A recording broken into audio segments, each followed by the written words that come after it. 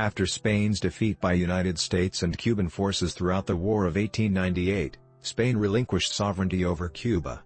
Following the war, United States forces occupied Cuba till 1902, when the United States permitted a brand new Cuban government to take complete control of the state's affairs. As a condition of independence, the United States required Cuba to give a continuing say in their internal affairs.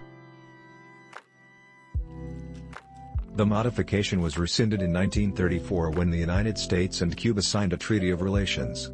The United States and Cuba complied under the rule of Fulgencio Batista through the 1950s.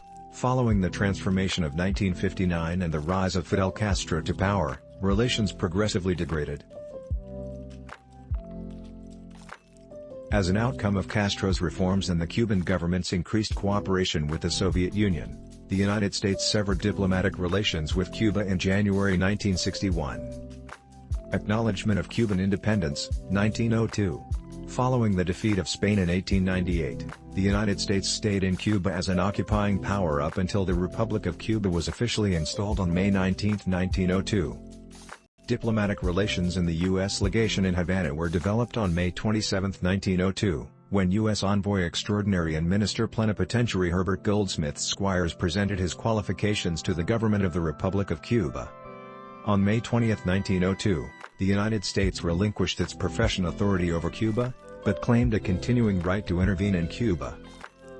The United States severed diplomatic relations with Cuba on January 3, 1961, mentioning unwarranted action by the government of Cuba that positioned debilitating restrictions on the ability of the United States objective to continue its normal diplomatic and consular functions.